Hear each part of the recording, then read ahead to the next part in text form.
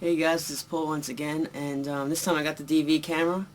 It's a lot better than the webcam I was using. I don't have to use the headphones to get better sound quality. I think this will handle it. A couple days ago I watched another VHS. I had it for a long time. Another one that I had tracked down very early. I also found the title of this one in a Golden Movie Retriever book back in 2001 or 2 or whatever. It was a while ago. This time it's a movie that's on a bigger label. Last time we did Video City Productions. This time we got Prism Entertainment, and we have Murderlust. Prism Entertainment certainly isn't one of the biggest labels in the 80s, but it was a big one. It doesn't compare to Media Home Entertainment or Vestron, but they did have probably, I would think maybe 1,000 titles, maybe 500 or 1,000 titles. Got a guy strangling a girl with the title Murderlust in yellow letters that look kind of like splattered, which is cool. Video companies with a bigger name like Prism Entertainment, they didn't really mislead. They didn't mislead the person who saw the box, okay? That's all this movie is, a guy strangling maybe like 2 chicks. Murderlust, he did have a lust for murder, but we don't see most of them.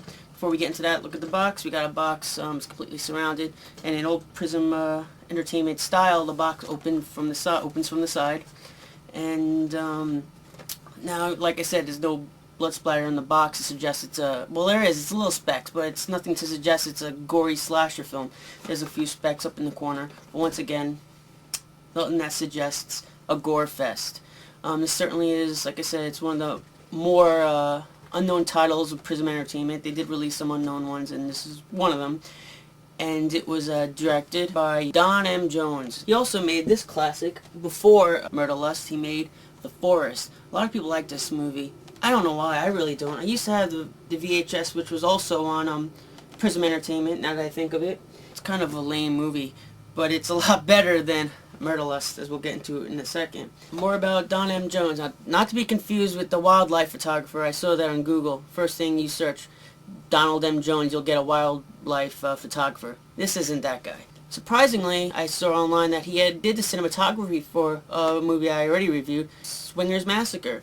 About Murderlust itself, in this 11 murders he's not convicted, but he's accused of, and we only see 2 of them. 2 of them. So it's not a slasher movie at all. It's put together fairly well. I mean, not fairly well, but it's mediocre. I mean, it's what you would expect of a regular movie. I don't know what to say. It's not very artistic, but it's not very bad either. The story is, you got this guy, Stephen Belmont, his name is. He's a Sunday teacher, but he has a murder lust, I guess. He has like a secret side to him that murders prostitutes. He starts with prostitutes, and then he tries to he eventually kills like a young girl, and he attempts to kill a woman that recognizes him from the church, and then he backs off, ends up dating her or whatever. It's not really a killing kind of movie. The movie is more like a movie you would expect on maybe, I don't know, Lifetime channel or something, about a guy who has a secret, but he's just trying to live his everyday life with the secret that he commits murders or whatever. Not much sex scenes in it, a few funny lines. Like I said, he strangles a couple chicks, and that's all you really see. I think he shoots one in the head, but you don't see him shoot the girl in the head. It's a young girl that he gets her to come with him by saying he's a photographer, that whole thing, you know. A lot of serial killers do that. Actually, a little interesting thing about this is that in this movie there's an actress by the name of, not an actress, but a woman by the name of Bonnie Snyder, who she plays a prostitute, gets nude, and then gets strangled by Stephen Belmont. The funny thing is that she's now a really popular weatherwoman. She was actually a weatherwoman for Long Island 12 News, which I'm from Long Island, so I recognized her. And she now works for CNN as a popular weatherwoman. So that was kind of cool to see her get naked and strangled by Stephen Belmont in this very, very obscure Prism VHS release. So there's not much for me to say about this, except that it's a movie about a guy who likes to kill chicks, but the whole movie's not just about watching people get slaughtered. It's about a guy trying to maintain an ordinary life while having the secret of killing girls on the side and being a Sunday school teacher. A big emphasis in this movie seems to be the idea that any ordinary person could be a serial killer, because there's a lot of times where people from his church will say, oh, you're such a wonderful guy, I can't imagine doing anything bad, and of course the audience knows, oh, he's got a secret. That seems to be the big theme. The ending of the movie, he eventually ends up getting shot anyway. He gets shot and he's just left to roam the desert and bleed to death. And that's how the movie ends.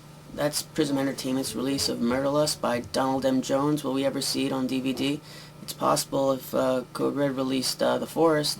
Forest is a little bit cooler than this, even though Forest I do think was boring, but it doesn't compare to the boredom you might receive from Murderlust. So this has been Paul with SlasherIndex.com, and I hope you enjoyed this review. More to come. Have a good night.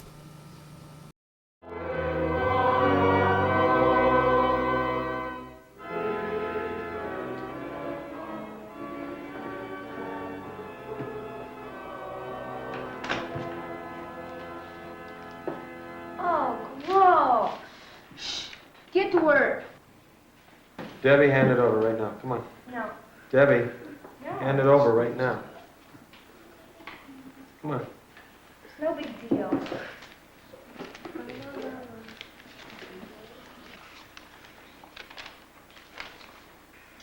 Pretty good likeness, don't you think?